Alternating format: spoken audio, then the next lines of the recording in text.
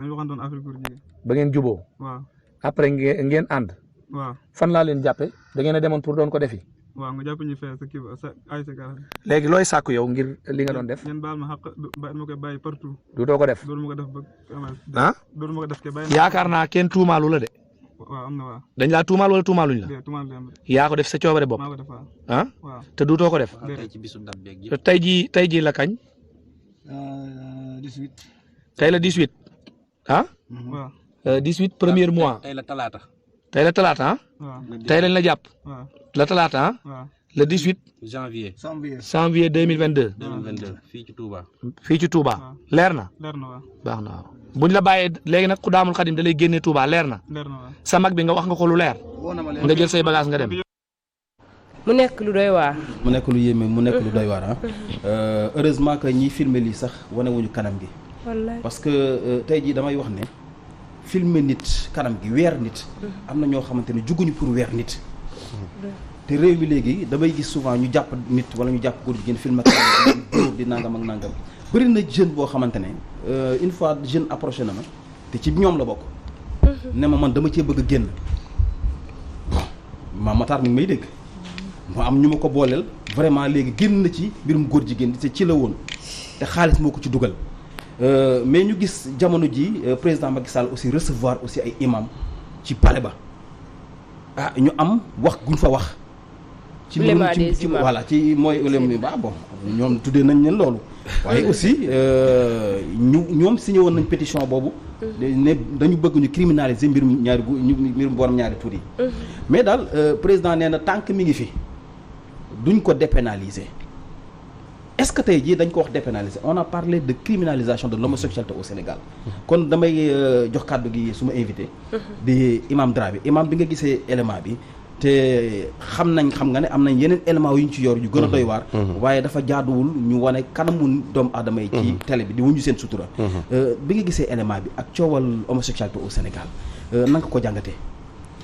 waaw Mass maa ngi lay nuyuwaat bu baax di nuyuwaat kilifa diine yi surtout xalifa généraux yi maa ngi leen di nuyu di leen ñaanal yàlla dëgëral leen di nuyu église bi tamit ak mbooleem koo xam ne rek kilifa aada nga ci réew mi di nuyu administration Sénégal bi ñu ngi leen di nuyu moo xam ñi nekk ci police gendarmerie armée képp koo xam ne yaa ngi bokk ci ñi saytu kaaraange réew mi rek ñu ngi lay nuyu parce que ñun buñ toogee fi mën a wax ñoom tamit am na lu ñu ci joué waaw kon ñu ngi leen di sargal bu baax a baax Mass xam nga fi may commencé rek mooy àdduna kenn ku ci ne da nga am mission jàpp naa ni bu dee ñun nitu diine yi li ñu yàlla indee fii ci àdduna mooy ñu sàmm valeur yi sàmm jikko yi boo delloo ci alquran yonent bi sallallahu alayhi wa sallam bi ko yàlla di tagg taggu ko ci juddu taggu ko ci askan waaye ci jikko la ko tagg loolu nag liñ ci war a jàngee rek mooy yonent bi kon jikko la doon indi ci àdduna bi parce que yonent bi ñu ko laajee lan mooy sa mission dañu innama bu'istu li utammima makaarimal axlaaq dañ ma yónni pour ma sàmm jikko yi gis nga pour ma indi jikko yu teddaange yi kon ànd sàmm jikko yi du lu bees mais yonent bi sallallahu alayhi wasallam moo ko indi te mën nañoo commencé sax ci lu ko jiitu moom mën nañ sax ca aadama alayhi salaam ci la commencé parce que diine yi nga fiy dégg yëpp ñu mus fee jaar ak yonent yëpp benn combat rek lañ amoon mooy vous ordonnez le convenable vous interdisez le blâmable mooy digle lu baax tere lu bon fexe ba valeur des ci pénc mi kon waaw dinaa ci ñëw parce que temps bi waaw temps bi bariwul mais kon ñun lii ñuy def nii ànd sàmm jikko yi di ko def dañoo ndonal mag ñi rek la ñuy sàmm te yonent bi loolu mu doon sàmm comme ni nga ko waxee sànq wax nga ko Sénégal ñu amoon fi mag ñoo xam ni gàcca ngaalaama malgré colonisation moo gënoon a metti mais teewul fexewoon nañ ba Sénégalais yi am ay valeur absolument tubaab bi mën nañ ni bi mu fi ñëwee dugg fi tamit coloniser ñu fexe nañ ba mag ñi résister ko bañ dese suñuy valeur Mass am na dëkk bu tudd Ngor mu ngi fii suñ ginnaaw am na dëkk bu tudd Gorée mu ngi fii suñ ginnaaw mën nañ ni valeur yu baax yi ñu am sax diine indiwu ko fi ba ci suñ bokk ba ci ceddo yi fi nekkoon sax am na luñ daan bañ léegi nag lu mel ni ngóor jigéen moom li tax mu bon dafa bokk ci crime yi nga xam ne day yàq ab société kon il faut ñu xam ne ngóor jigéen yàlla ci boppam moo ko criminaliser parce que moo leen tuddee al mujrimiin ay bandi ngeen tuddee leen faaxisha kon képp ku gëm yàlla gëm ni yow ak diine joo mën a bokk te alhamdulilah ñun amuñu problème boobu fii Sénégal diine yi fi nekk yëpp nangu nañ ni ngóor jigéen crime la dañ ko war a criminaliser te waxuma diine yi waaye peuple sénégalais d'une manière générale parce que boo gisee pétition bi ànd sàmm jikko yi def wër 45 départements yi jàpp naa ni sénégalais yi ñoom ñoo ñëwal seen bopp signéel seen bopp pétition bi demande sociale la demande sociale la mais noo jàngatee kàddu président de la république aussi bi wax ne tant que maa ngi fii kenn du ko dépénaliser waaw xam nga président de la république tey yàlla dogal na moo jiite réew mi moom la sénégalais yi fal waaye jàpp naa ni war nañ ko gën a mën a jox ay information benn joxuñu ko les vraies informations parce que président dafa am ñu koy jox ay information wala xamul li combat bi nit ñi di porter lan la wala mu xam ko ba pare di focc xelam mi ñett yooyu rek ñoo fi ne amul information wala mu am information bugg ci dëgg tànkam te man damaa jàpp ni amul information parce que boo déggee moom discours am li muy wax ak ñun li ñuy wax sax du benn mais imam ñun waxi dépénalisation kenn waxagu ko fi Sénégal boo xoolee ànd sàmm jikko yi baatu pénalisation ak dépénalisation musul génn ci seen gémmiñ ñun waxi criminalisation la ñuy wax parce que gëm nañ ni réew mi kenn mënu fee kenn xalaatul di fi dépénaliser ngóor jigéen waaye duñoo gis sunuy nawle yu nekk fii ci Afrique yoo xam ne yóbbuluñ ñu dara ci wàllu économie yóbbuluñ ñu dara ci wàllu ngor ak ci wàllu jom ñu am fit am courage taxaw criminaliser ko réew mu mel ni Ghana boo demee Mauritanie gii peine de mort la fa waaw monde arabe nag waxaale moo ko réew ya fa nekk yëpp buñ la ci jàppee perpétuité la wala peine de mort kon buñ ñu gëmloo ni Sénégal waruñu ko criminaliser parce que dafa am pression bu jógee extérieur pression internationale loolu gàcce gu rëy la des Nations Unies gàcce gu rëy la ci ku xam Sénégal fi mu jóge ak Sénégal fi mu agsi tey d'accord kon tey président de la République ñu ngi koy woowaat encore une fois xam ni ñun njabootam lañ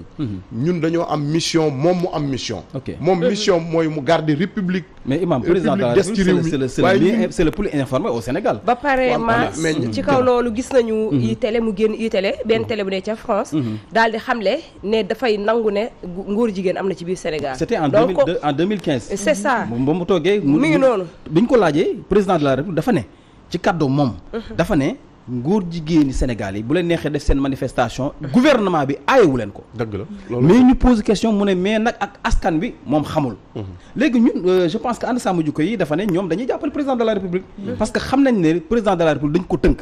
il a les mains liées ñëpp xam nañ ni suñu njiitu réew yi dafa am ay chartes yu ñu signé bokk na ci les accords de Maputo bokk na ci aussi charte des Nations Unies mais phénomène bi man question fi ma bëgg nga ñëw mooy il a reçu des imams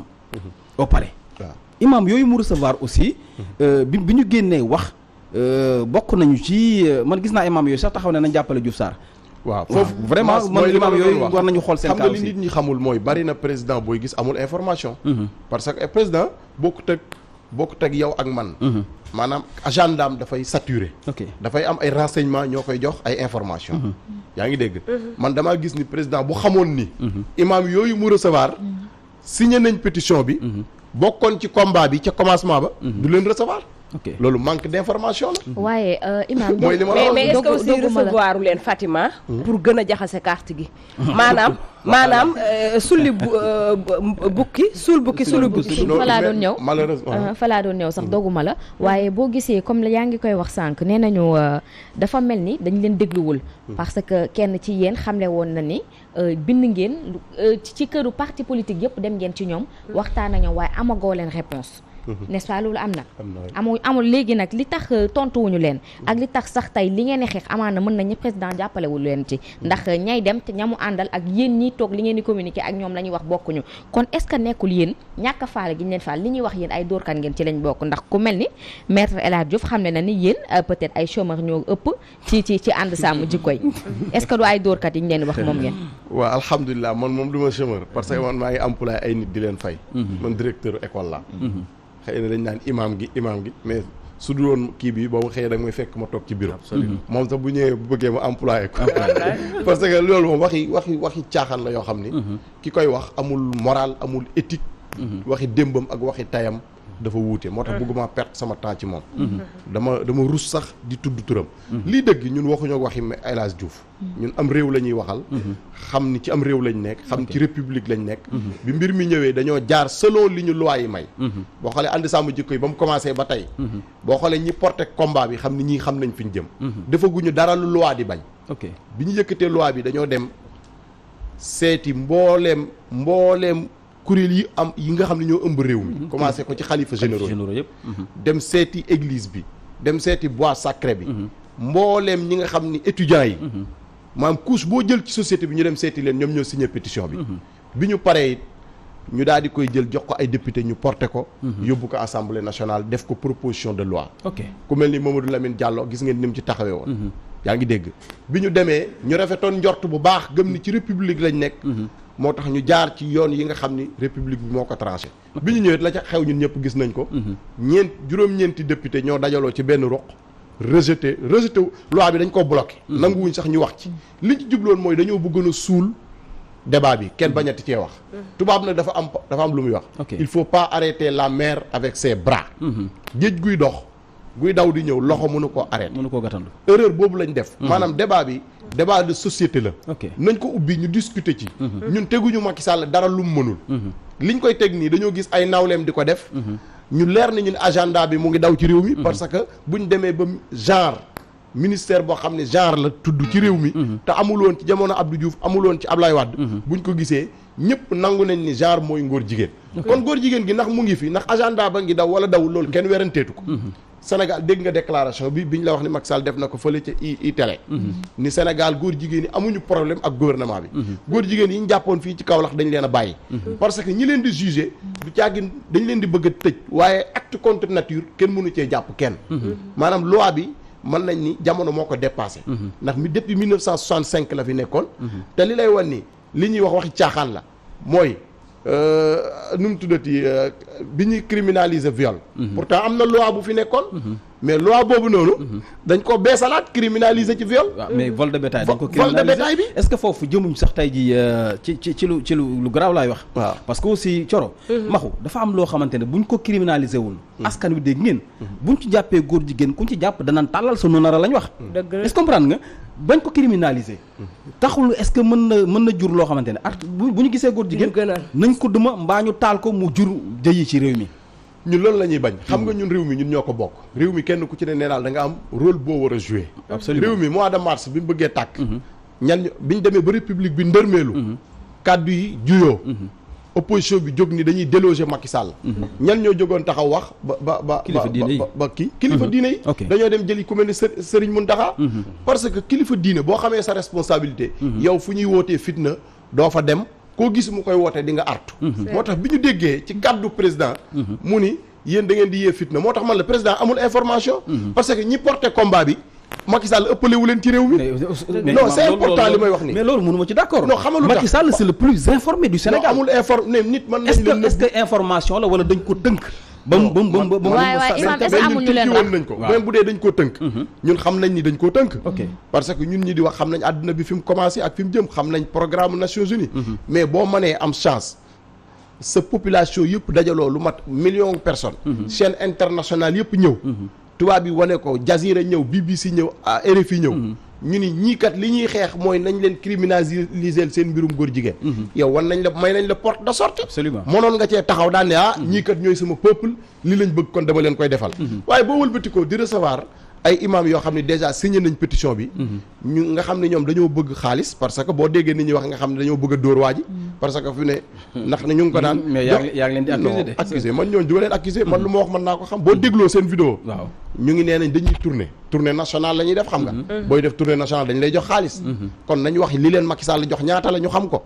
yeneen imam yi xam ko yaa ngi dégg kon imam yooyu Macky Sall buñ la tardeel ñooñu amatuñu crédibilité bu fekkee dafa non amatuñu crédibilité loolu bu ko laajee dinaa ko wax code de la famille bi mu fi amee Cheikh Hadji Abdou Aziz Dabakh radiallahu anhu Serigne Cheikh Mbacké Cheikh Ibrahima Niass Serigne Mandione Laye bi ñu taxawee ni code bi amul place ci réew mi imam yooyu la Senghor jëloon ni ñuy wër di wax ni code bi l'islam nangu na ko bu bëggee bu jaree ñu tudd ay tur ñu tudd ko maanaam dama la bëgg ñun réew mi lépp fi la ñu fekk l'histoire se répète réew mi xàmme nañ imam yi fi nekkal l'islam ak yi fi nekkal seen poche imam bu mel ni imam Dame Ndiaye doo ko dégg ci yooyu imam Dame Ndiaye bu ko Macky Sall woowoon dina ne ko lii ngay wax nii amoo information lii dëgg mooy ñi porté combat bi ñooñu Sénégal rek leen ñor bu dee patriotisme ñun damaa gëm man Macky Sall gënumaa bëgg réew mi parce que man mi di wax yi réew mi moo ma formé moo ma may bourse ba tey ma mën a toog fii di jàng kon nañu dimbali Macky Sall mu jaar ci porte de sortie débat bi du débat bu nit mën a suul ndax da ngay interdire ay marche wala débat bu nit mën a suul ndax da ngay menacer nit ñi parce que ñi ngay menacer ëppoo leen àq ak yelleef ci réew mi ñi porté combat bi mooy xalifa généraux yi il faut mu leer ñun seen njaboot lañ ñun dañeen ñuy gis nii rek ci plateau yi mais porte combat wu ànd sàmm jikko yi Serigne Mountakha Mbacké Serigne Babacar Sy Mansour Cheikh Mahi Niass famille Layène Andoulaye Jaamal église bi ñii ñoo porté combat bi kon boo bëggee di menacer ñooñu ngay amal problème pas ñun dañuy mottali rek message kon président ñu ngi koy woowaat mu dellusiwaat li mu bëgg gëm ni rien n'est trop tard teg pour ne ñu mën a vite fait ndax temps bi xoj nañu li mu bëgg a teg ne imam yooyu rek di leen joxoñ baaraam tuuma te président de la république am na ci part de responsabilité moom mi nga xam ne nii dafa sepp ci imam yooyu au lieu mu recevoir waa ànd sàmm jikko yi mais moo gën a xam ne ñooñu signé nañ pétition ci waa ànd sàmm jikko yi daf ko est-ce que du daf ko da leen a seppi pour gën a jaxase waa diviser pour mieux régner aussi pour opinion publique bi aussi ñu jàpp ne ñoom moom kat moom président de la république waa ànd sàmm jikko yi ñenn ci ñoom ñoo xàjjaloo ngir ñëw ci moom te it ma doole foofu sax parce que nee nañu ñenn ci ñi nga xam ne ñooy imaam yi di toog ci jàkka yeeg jumaa yi di xutbawee li nga xam ne mooy mbirum góor jigéen di ko politiquer doon na loo xam ne moom munu ko dégg ko yéen lan ngeen ci wax waaw loolu bi mu ko waxee alhamdulilah dama ne buñ demee ba message bi àgg ba moom mu wax ko sant yàlla ñu loolu lañ doon bëgg suñu objectif moo doon ñu xamal sénégalais ni leen mbirum góor jigéen maa ngi fi agenda baa ngi daw loolu kay alhamdulilah moom daf ñu cee félicité wane ni suñu message àgg na yow réew mi même tubaab yi colon yi bi ñu fi nekkee mënuñu woon a tere nit ñi ñu xutba mais imam xam nga moo daaneel c'est important est-ce que président Macky Sall moom xutba yi non foofu laay wax xam nga ñun moom moo war a imaam yi lu ñuy xutba ak lu ñu dul xutba est-ce que jàpp ni looloo xam bu taal xam nga man Macky Sall dama ko comprendre xam nga nit buñ la dóoree kaaw buñ la dóoree arrêt bu dal boo gersoo doo xam looy wax man damaa jàpp ni Macky Sall dafa génn ci élection yi pression bi jàpp ko rek mu génn di wax dafa waroon a xaar ba dal xam ni réew mi ñun ñoo ko bokk fii noonam amu fi waaye ñun it dañoo am principe yu ñuy xeex bu dee fitna ji muy wax ñun mosuñoo yee fitna au contraire yee fitna mooy di doxal agenda boo xam ne mbirum góor jigéen la loolu mooy fitna ñun yonent bi moo ñu jàngal ni bu kenn yee fitna ñun ñi kenn mënu xoolal kenn mënu cee rendi ginaar il faut parce que nag état la ñuy jëflanteel foofu damay leeral lépp lu fi am ëllëg nañ xam ne du ànd sàmm jikko yi parce que ñun dajale nañ fi million wu personnes dara xewu fa bu fekkee dañoo def leneen nag bu ko teg ci deru ànd sàmm jikko yi ñu ngi jël témoignage opinion nationale bi ak internationale bi xam ne ñun ñi ci nekk ñëpp ay kilifa lañ lépp lu irresponsable wala lu loi mayewul duñ ko def waaw loolu foo mu leer ci kanamu Sénégal yi parce que ñoom ñu ngi organiser le 20 waaw mu tàgguwaale foofu rassemblement bi ci place de la nation gis nga Mass combat bi encore une fois seen combat la yéen suñu combat la combat wu réew mi la combat wu président Macky Sall la ak majorité bi parce que ñun ñëpp ay sénégalais lañ ñun Macky Sall la ñuy dimbali na ñëw toog ci table ñu waxanteeg moom gëm ni ñun duñ ay ennemis li ñuy wër di wax naan ñun ay politiciens lañ mais réew mi dafa am loi buy tere nit nga nekk politique c'est yooyu waxi caaxaan la yow mi xam ànd sàmm jikko yi xam ni ku fa dem di fa wax waxi politique dañ lay parce que collectif la boo xam ni ay association yu bari la ëmb kenn ku ci ne ak combat bi ngay mëne nit nag nit man naa engagé wu ci politique nekk ci xam nga ku mel ni man damaa engagé wu ànd ak Yewwi Askan Wi di leen jàppale te gëm ko ndax projet bi ñu ma jaay waaye taxul nag ma politiser ànd sàmm jikko yi kon le 20 soxna Thioro ma daaneel ñu ngi ciy woo sénégalais yëpp ñu génn massivement pacifiquement ñu wan àdduna bi ni le peuple sénégalais d'accordul ci mbirum góor jigéen di wax ni buñ jéem a dugg ci jéem a arrêté marche bi arrêté rassemblement bi parce que buñ ko defee débat bi moom day continuer nañ bàyyi nit ñi ñu exprimer wu wax li leen naqari buñ paree ku ne delluwaat toog sa place parce que réew mi ñun jàmm rek lañ fi bëgg parce que nag jàmm ñun ci la ñuy xëy di ci gont duñ jël ay lacrymogène di ko dugal ci ay loolu moom xel xalaatu ko ñu ngi lay jaajëfal bu baax a baax Imam Dramé am mbégte nag bokkoon ak yow plateau macha allah wax ji rafet na te teggu newu na bu baax a baax bëggoon dolli rek ko donc gannaaw bu ma leen félicité vite fait donc di félicité li ngeen def parce que tamit ñun ngeen ko defal ak suñu njaboot xëy na ñun sax suñu bay wees na comme ni ñu koy waxee mais xale yi ñëw suñu sët yi ak suñu sëtaat yi pour man tamit ni wolof di wax rek garab bu demee ba wow wala ba màgg pour jubbanti ko day jafe ànd sàmm jikko yi dañu d'accord ak yéen mais jàpp tey enseignants yi li ñuy xeex si programme bu baaxul si li ñuy def si ndaw yi li ñuy jàngal ndaw yi ba tey jii mu indi dérive yi nga xam ni day créer ay créer yeneen phénomène je pense que ni foofu tam jàppale leen si enseignants yi wala jàppale leen si programme bi ñuy jàngal suñu doom yi wala yar gi nga xam mooy amoon daaw mu amoon bi bawoon nga xam ni si daara ji si biir kër gi si école bi nga xam yar googu nga xam xale bi am na lu mu doon ragal am na lu mu doon jomb am na lu nga xam ne moo doon ngor bi kersa bi fulla bi fayda bi mu dellu siwaat parce que loolu tamit vraiment ñu ngi leen siy xaar d'accord di leen remercier bu baax a baax mu nekkoon seen rubrique